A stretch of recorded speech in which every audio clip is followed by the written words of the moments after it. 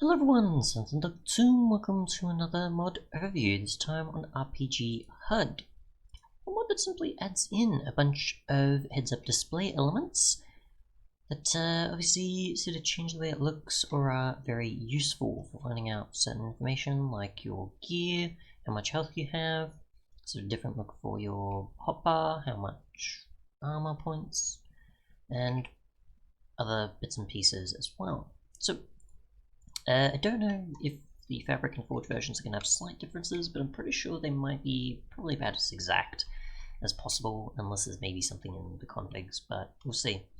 So, let's see. First, if I just show here, you can see there is a RPGHUD button. Now you can find this on the splash or title screen, as well as when you press the game menu button. And you can access all the stuff you want to here. So when just loading it up, you get a sort of compass and you'll get a timer. And this is the same for my Forge version as well. And yeah, so if we wanted to, we could go to here and we'll go say through all the settings and other options and see what there is, because I am not familiar with this mod. So we'll take a look. So we've got the Hud Style, which we can change from vanilla, default, extended, texture, hotbar, modern, and more. Or back to the original actually. So we've got default, which has obviously the health bar, the hunger, I don't know why I blanked out there, XP level, sort of what our skin sort of looks like, the actual amount in our XP compared to just the levels, and the hotbar there. We've got extended, which sort of puts everything up in the corner and just leaves the hotbar down there. We've got texture, adding a bit more to them. We've got it as hotbar, so putting it down there rather than up there. We've got modern, which presents like so. So you've got a modern compass. You've got everything else sort of presented like so, in a more modern sort of way. And then obviously we've got the original. So we'll just stick with that. There is a button tooltip as well, which I'm not too sure on what that is. I actually need to go to controls and see if maybe there is a key binding in this area. No. Button tooltip. That might be for that then? Right? Oh, okay, so for hovering over these, sorry. I missed that. So if we turn that off, it won't tell us what it's about, which we'll probably want to know. Okay, so we've got player health, and we can change the health value to be visible or not. So if you don't want the 20 out of 20 to be visible, or however much health you have, you can just leave it to the bar and remove the numbers entirely. As a percentage, you can have, instead of just the 20 out of 20, you can see there. You've got the absorption color as well as the health color, so we can change this to whatever we want. Want it to be black, for example, we can do that. You want it to, I can't go back to default, so that's unfortunate, but you can have set colors if you want. So if I want the following health bar to be that color, I can. If I want it to be yellow, I can. And obviously you can change any of these, you can just put in the hex value there. And for absorption, you've obviously got that as an option, so we'll just go say pink.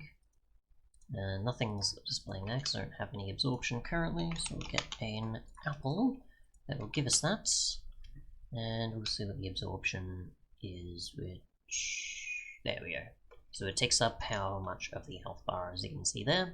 So we've now got 36 health instead of 20, and if we had something like health boost, which I'd actually need to add the command for, we'll apply the command of health boost. We'll go 100 and 100, and you can see that we now have 424 health. So it will obviously count the other hearts as well, which is good to know. I wasn't sure if it would or not, or if it would just stay at a certain point and just cut it off, and it's just like we might overlay stuff, we might not.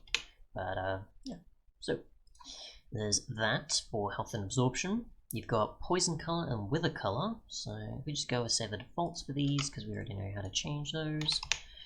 Let's see, we'll go with poison here, and we need to give ourselves the wither effect. There's no wither potion, So we'll go here, and we'll go, I don't know, seconds, an amplifier of 10. And you see that our health bar is gone. And if we do this with poison, it's going to now overlay that. We're back to 20 health. So yeah. So it seems that it probably overlays whichever one was the newest one first.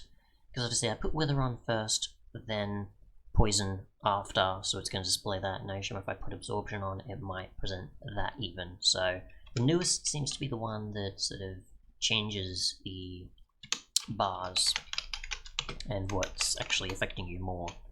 So that's interesting to know, unless it's just the way it presents things otherwise.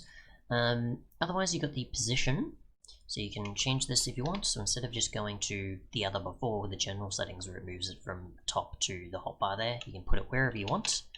So we'll just go, say, here now, for example. If we don't want it to be part of that at all, we can just present it here, say above our hotbar. Then we can obviously have health here, hunger here, maybe the XP down here or wherever we want to put it, and then we can do that. So that's cool. We'll obviously change that back to normal, just for consistency. The vanilla element, which forces the vanilla version of this element to be rendered instead. Activating this will encounter a problem with the element. Okay, so that's just removing that. Okay, so if you want your typical health bar, you can. If you don't want your typical health bar, just leave it as it is. So there's that. You've got a prevent event button. Okay, so you might disable features of other mods. Activate this mod renders something you don't want and can't disable it otherwise. I don't think I've got any other overlay sort of stuff, so I'm not really going to need that, but it's still an option. And you've got a rendering one as well for the health. So if you just want to disable it compared to just the changing it back to vanilla sort of thing for the bar there. So yeah. I'm assuming that's like if you have modded effects or certain other things to consider, I'm not sure. You've got hunger, and you've pretty much got sort of similar options here. You've got a food preview though, which I assume is for how much you've got the food will present to, update your bar, obviously, if your hunger's low, and then eventually it's like, this is how much food it'll give you, or saturation, or otherwise. Hunger, let's see, so I'll go, say, potato or something, because why not? We'll just go with the regular potato, and that's not going to do anything for us. Okay, so can we go apples, maybe, because we can eat those. Not really, so that's not sort of preview that it's going to do. We'll take a look then, based on, I think it is. Hunger stamina bar when a food item is selected from a hotbar. Okay, so it is close. Maybe I do need to actually remove my hunger to actually see though what will change. Luckily we got that there. Peaceful, we want normal. So let's see, we'll put that to the bottom, and you've got in the, I think that's a green there, compared to the regular, how much that's actually going to apply. So we can see that we'll consume 1 there, the apple will get 4, and like so. So that's pretty much a way of showing in that how much food will actually give you. I don't think it will for cake, because it's on the ground. Yeah, so that's not going to show you, but as long as the food is in your hotbar, it'll tell you how much it gives you. So that's just obviously modded foods if you're not sure. And in a way makes it easy to know and test. It'll just already show you how much it's going to give you, which is quite useful, which I might even use in the future. Otherwise, the rest are pretty standard settings we've already covered with the health one. You've got experience, which is also just rendering, percentage, and so on if you want. So the percentage there, so 4 out of 67 versus 1%. Experience value, whether it shows it or not. The color, the vanilla equivalent, rendering of it entirely, and so on. Next we have the clock, so we can turn that on or off if we want. So if you don't want the in-game clock, and that's fine. You've got equivalent to 24 and so on. So this is in-game time, not actual time. So it's not real, obviously, because I can tell by my own that it's definitely not real time. Let's see, so you can enable a colored clock, so if you want the text to change, you can. If you want an immersive one, which I don't know where that put that. Where did it put it? I'm assuming that if you have an actual clock item, maybe? It would be immersive? No? Okay, what did I miss? I must have missed something.